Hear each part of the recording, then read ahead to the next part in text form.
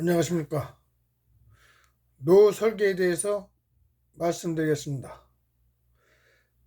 100세 시대를 감안하면 적정 노후 생활비가 부부 두 사람 기준 월 270만 원은 되어야 한다는 결론이 나왔습니다.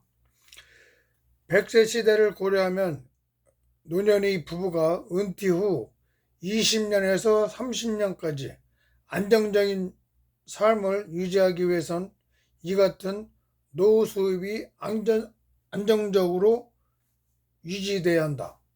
하지만 이 같은 노후 생활비를 공적연금 충의해서 충당하는 건 사실 쉽지 않다. 따라서 퇴직연금과 개인연금 등 2층과 3층까지 감안해야 안정적 노후 설계가 가능하다고 볼 수 있다. 때문에 연금제도 최상단의 개인연금에 대한 관심이 높아지고 있습니다. 은퇴 후 노후 설계를 위한 것인 만큼 안정성이 가장 중요시 되어야 하겠지만 최근에는 수익성까지 함께 고려하는 추세가 늘고 있습니다. 국민연금공단과 국민연금연구원이 주도한 국민노후생활 패널 9차 조사 결과를 보면 2021년 기준으로 우리나라 중고령자들이 매달 적정 생활비는 부부 기준 월 평균 277만 원이 필요하다고 보는 것으로 나타났습니다. 또한 개인 기준으로는 월 평균 177만 원이 필요합니다. 지역에 따라 이 금액은 차이가 있습니다.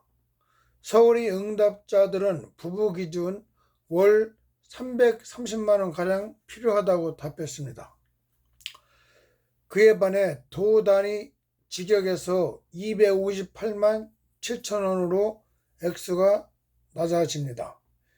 이와 같은 적정 노후 생활비를 단순하게 적용, 은퇴 후 20년을 가정하면 6억 6,480만 원 정도가 30년을 가정했을 때는 9억 9,720만 원 가량의 노후 자금이 필요하다는 계산이 나옵니다.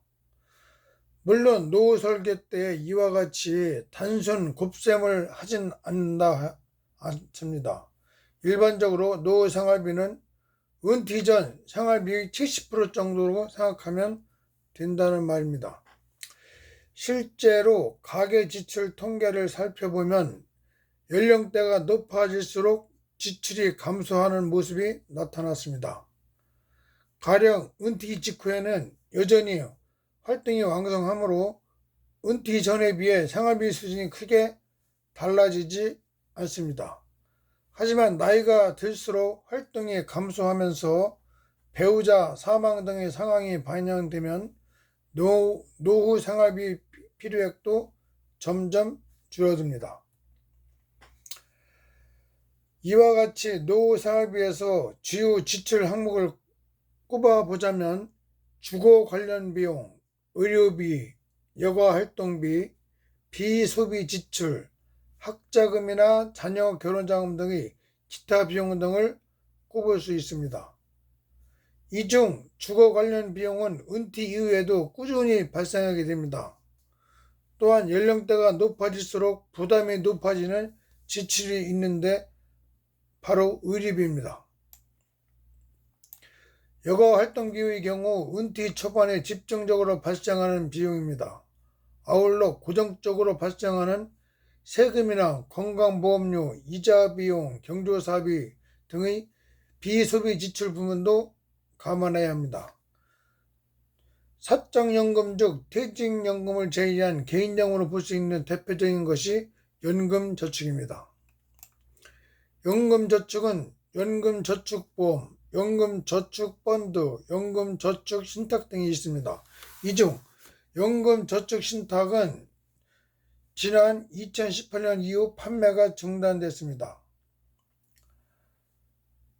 대중들에게 가장 익숙한 것은 연금저축보험입니다. 2021년 말 기준 전체 연금 저축 가입자 중 69.9%가 연금저축보험에 가입되어 있다고 합니다.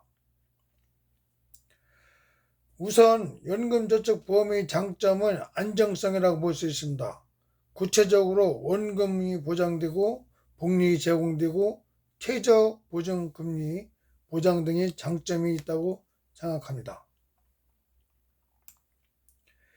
2021년 기준 확정기간형 수령의 전체 60%를 차지하고 있고 생명보험만 가능한 종신형 수령은 36.4%입니다. 특히 종신형 비중은 매년 약 2%가량씩 늘어나는 추세입니다. 다른 연금저축 상품과 달리 연금저축펀드는 안정적 수익률보다 고수익률까지 목표 수익률을 정하고 이에 맞춰 다양하고 탄력적인 상품 선택과 포트폴리오 구성이 가능합니다. 아울러 연금저축펀드는 환매 수수료가 없고 국내 ETF 매매가 가능해진 점이 상품 운영의 유연성을 높이고 있습니다. 노후 대비를 위한 중요한 연금자산으로 관심이 높아지고 있는 연금저축은 무엇보다 꾸준한 적립이 중요하다고 전문가들은 입을 모으고 있습니다. 이와 같은 증가율 하향세는 신규 계약 수가 감소한 게 주요 이유입니다.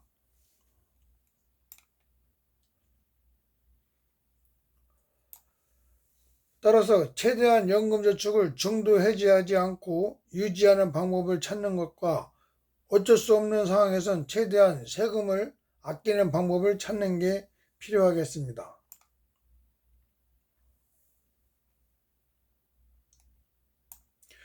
국민연금 역시 사적연금과 마찬가지로 납입기간을 꾸준히 늘리는 등 관리를 통해 수령액을 높일 수 있습니다.